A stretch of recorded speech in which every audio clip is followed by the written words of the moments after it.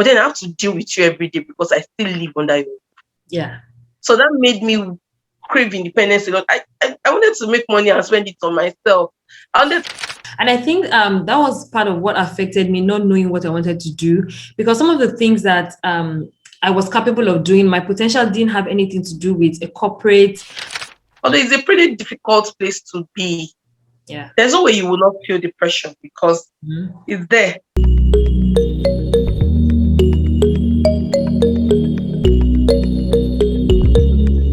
Today is another episode on the Girl Chat series, and today we are going to be discussing a very interesting topic, and we have a guest. Yay!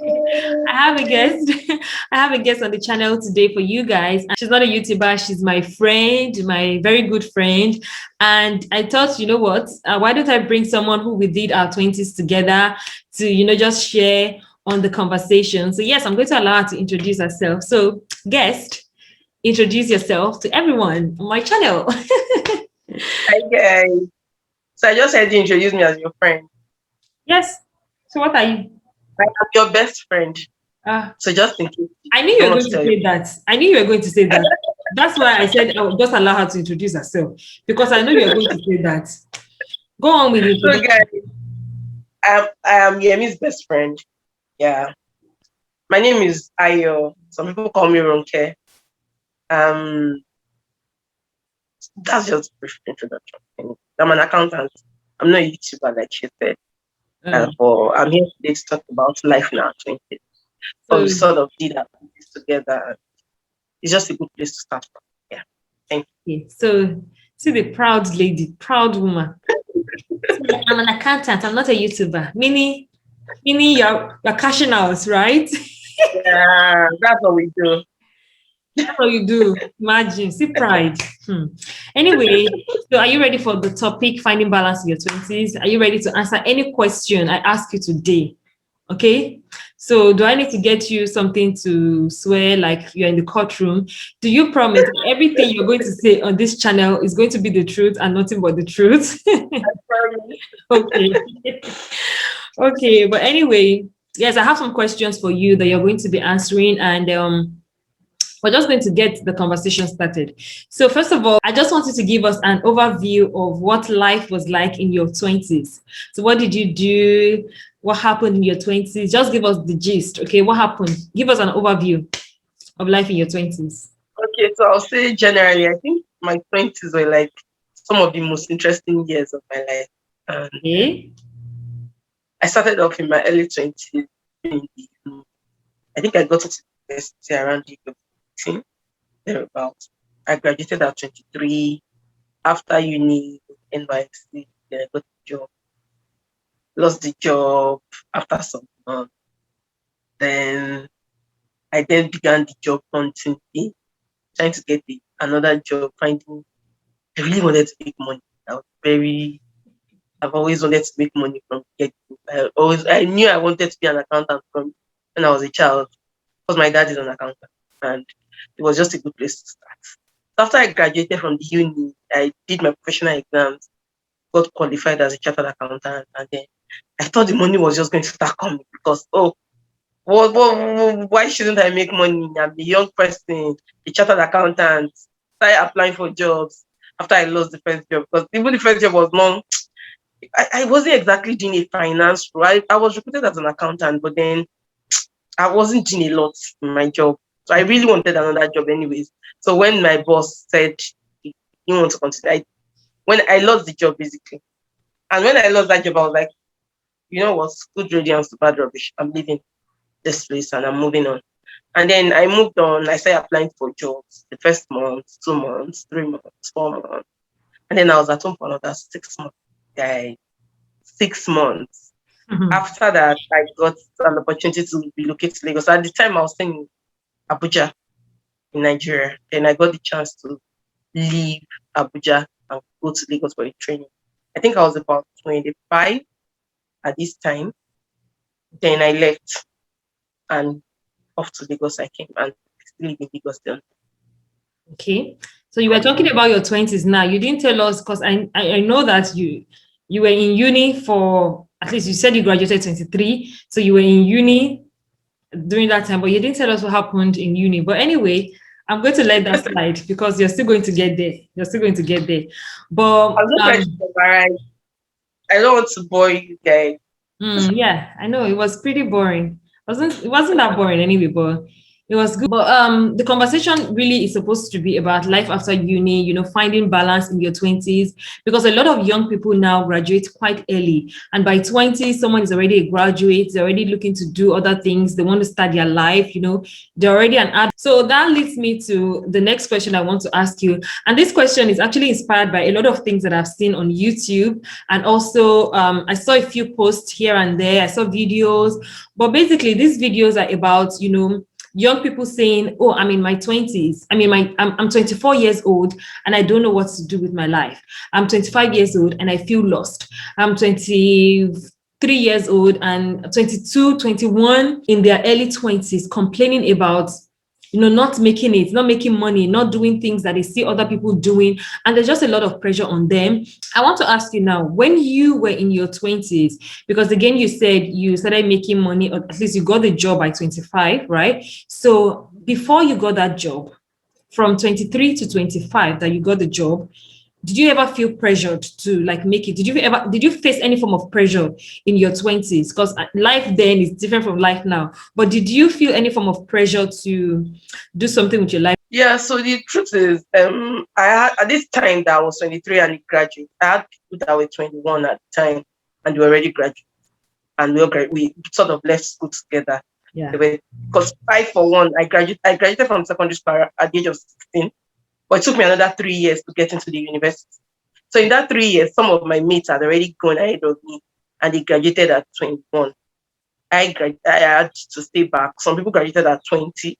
I had to stay back for another 3 years outside of when my own mates per se.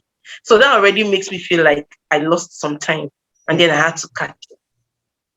But I didn't feel that much pressure because I sort of had a plan of what I wanted to do with my life. It was clear. So early on, it was clear to me what I wanted to do. I had a roadmap to achieving what I wanted. So I didn't, as much as there was pressure here and there, it didn't really get to me. I knew I wanted to make money. I knew I wanted to get a good job.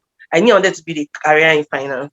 So I had already set targets for how I was going to achieve these things. So I knew immediately I graduated. The moment I started NYSC, I registered for professional exams, lectures, and I started taking classes. I started writing my exams. So when I was writing my exams, I needed time. I didn't even really want a job that was going to pressure me, which was why I picked a government parastatal to do my NYSC so that I could buy time to study and then write my exams and get it done. The only period where the pressure started for me, because immediately I graduated, I got a job. So I graduated in June. I got a job in July. So I didn't really have that time where I wasn't really doing nothing. The point where my pressure started from was after I lost my job. When I lost my job, I thought I was just going to start applying and then I would just get a job. I didn't believe that it was going to take me 6 months to get a job. And then I would wake up every day and send applications for jobs. I wanted to make money. I knew I was going to make money anyways, but it was just that 6 months felt like I was at home for 6. Yeah. Even though I got some offers at the time for other roles that were not finance roles, but then I was clear about what I wanted. I knew I didn't want a job that was outside finance, so I didn't take those jobs. So maybe pressure to make money, yeah, it was there, but I feel like this generation, they have it tougher than we had it. Yeah. Because the pressure is just a lot. And a lot of it is not even, it's not even more about the pressure that people put you under. It's the pressure that you allow by yourself. Social media is a terrible place to be. Yeah. I feel like this generation has to do like times. They have to work twice as hard, or in fact, maybe 3 times as hard as we did to sustain whatever life it is that they have.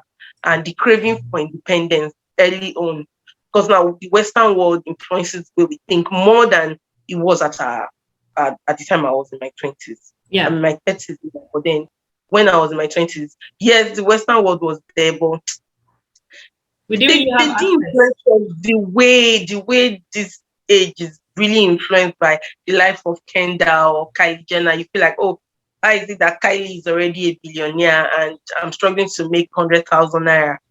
Yeah. And you put yourself forgetting that our dynamics are not the same. Our situation, we're not in the same environment. The enabling environment is not even here. No proper infrastructure. A lot of issues that you should consider. Your home front. Some people have it really easy. Some people they have very rich parents that left trust funds for them or something. You don't have parents that left anything for you. You don't have anybody. You basically have yourself, and you are striving every day. That should be enough, I Yeah. think. Yeah, that's true.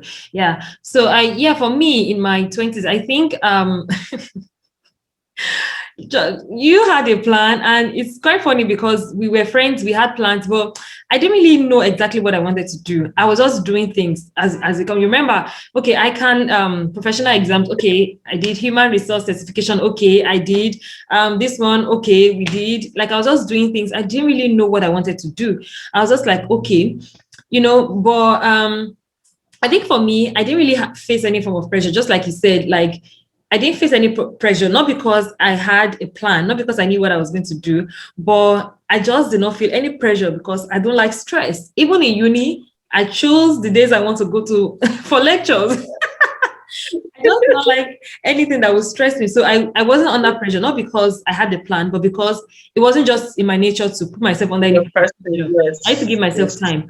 But then when I started to feel a little bit of pressure was when after I graduated early, I finished NYC early. I was expecting that, okay, at least any form of any job I would get, like any job I would get and I start making money. But it And didn't the job will happen. not come in. It didn't happen with you. You were even firm that you were firm on the fact that you wanted to get jobs in the finance industry because you knew you wanted to pursue a career in the finance industry. I Yeah. just wanted a job, any job that would make me money. I just wanted to make money. And I didn't even know, like, I wasn't even actively researching on ways that I could make money based on what I was interested in. I was just doing things. So that's like, for me, that our experiences are different. You knew what you wanted to do, even though I knew I wanted to make money too, but I just didn't have a plan on how to make the money. I was just doing things. Anything that came, I would do it.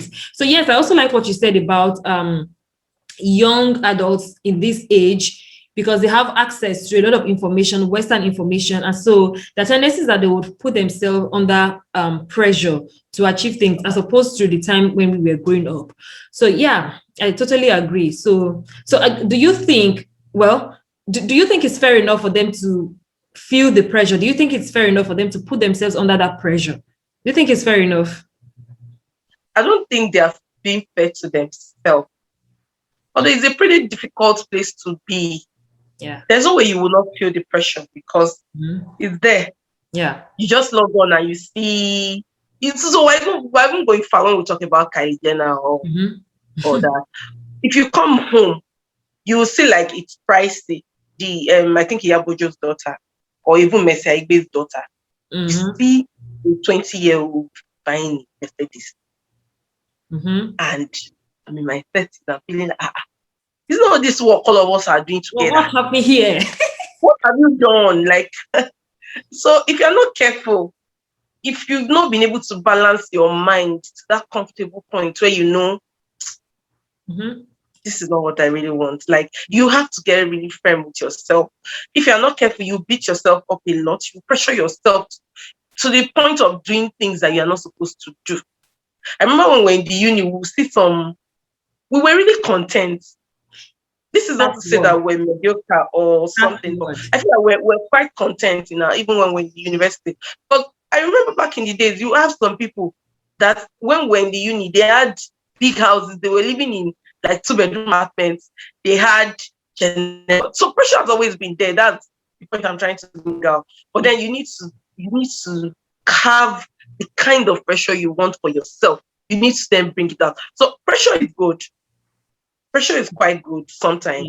It pushes you to do more, to focus on your goals, to achieve purpose. But then sometimes pressure is also not good. There can be positive and negative pressure. Exactly. I feel like the part that people dwell on the most is the negative pressure. Yeah. that means that you can do just about anything. You just want to make money. And that's why we have fraudsters more on the rise, because everybody just wants to make money. How it is made is not anybody's business. I just want to be rich.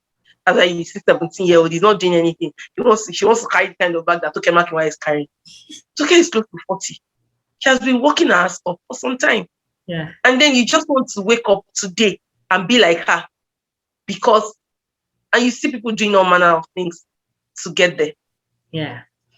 Yeah. So, the pressure you should allow should be the positive pressure that wakes you up at night, that gingers you to think out of the box. Yeah. What again can I do? How can I achieve my goal? What should I do? What strategy do I need to put together? That's the kind of pressure that you should allow.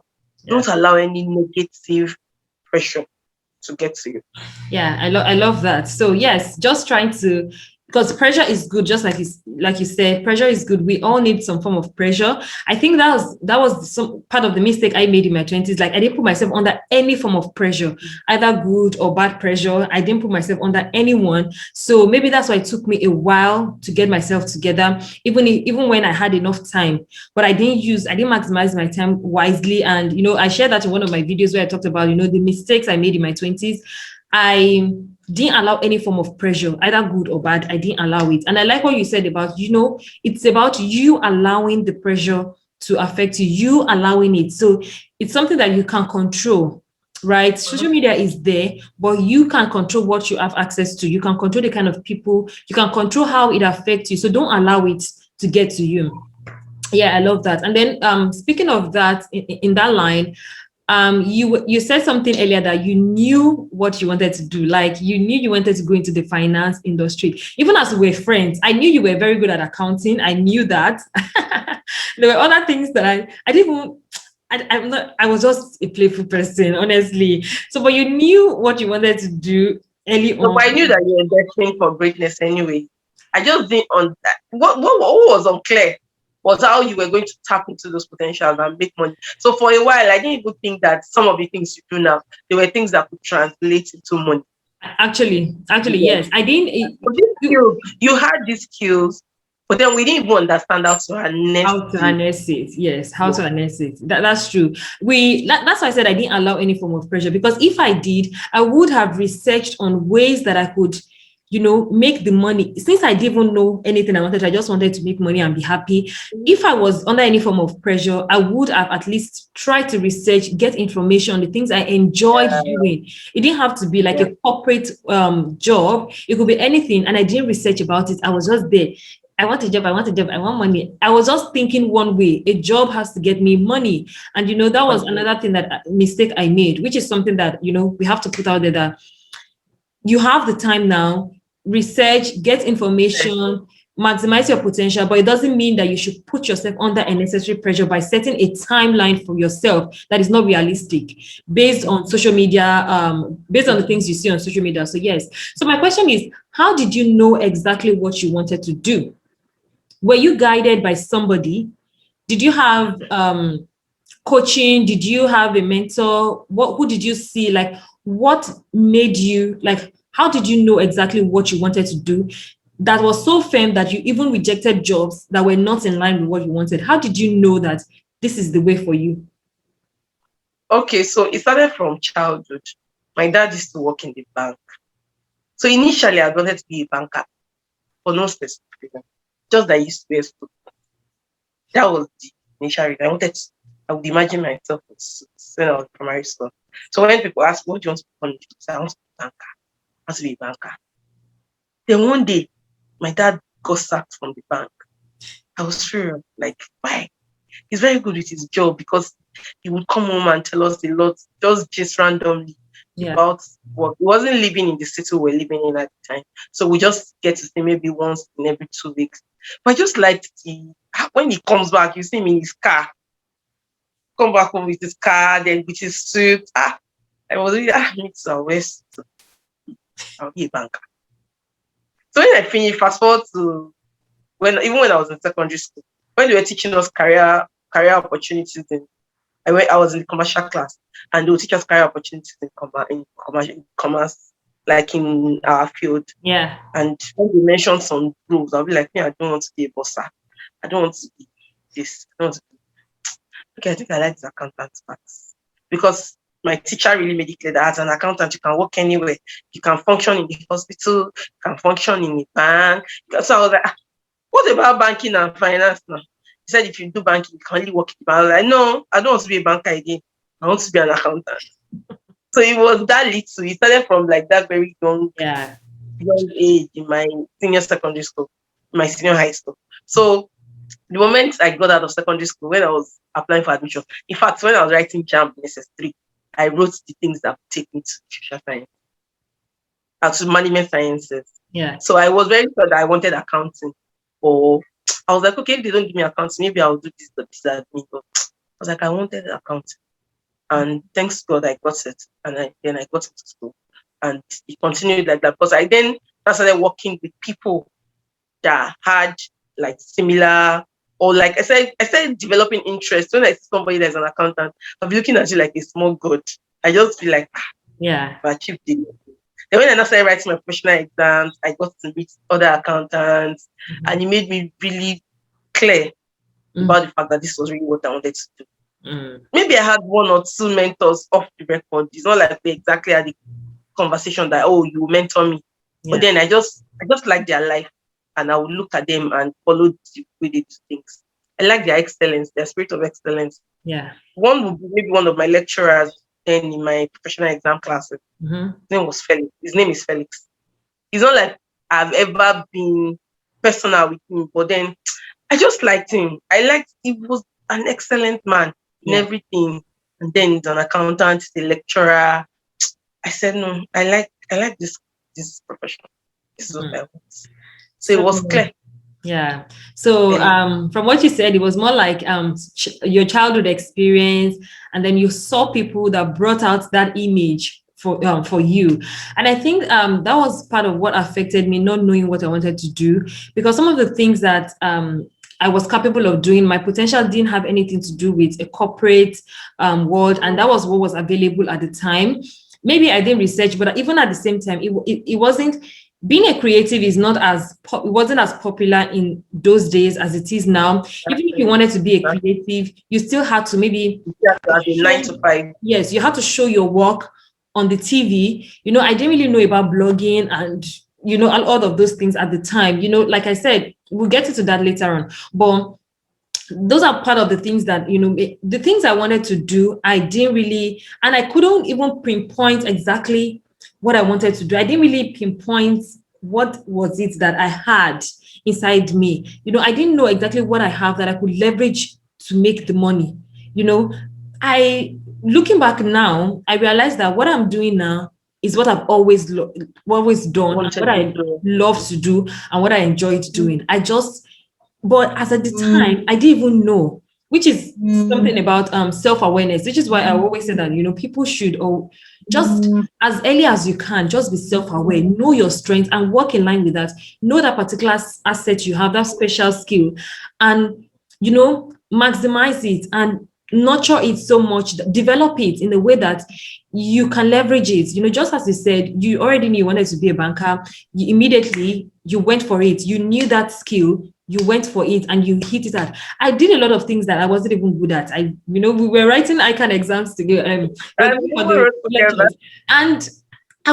could not even calculate 2 + 2 in my head. I remember writing GMAT exams. I think I've shared in one of my videos. I remember preparing for GMAT exams, and every time I try to break down the word problem, I get it to an equation. From the equation, and I was doing things that wasting time, wasting resources, So for someone out there that is probably like me, it's a good thing now that in this generation, they have access to a lot of information. They can do almost anything. Like, I just wish that I grew up at, like, things where, like, information was this open, like it was everywhere at the time. Maybe I would have been able to pick points, but again, it's never too late. The moment you get yourself together, just hit the ground running and just keep moving. So it's not so much about the age, because here we are, we're all doing well in our own, we're both doing well in our fields in our space. So yes, it's really not about the age. Okay, so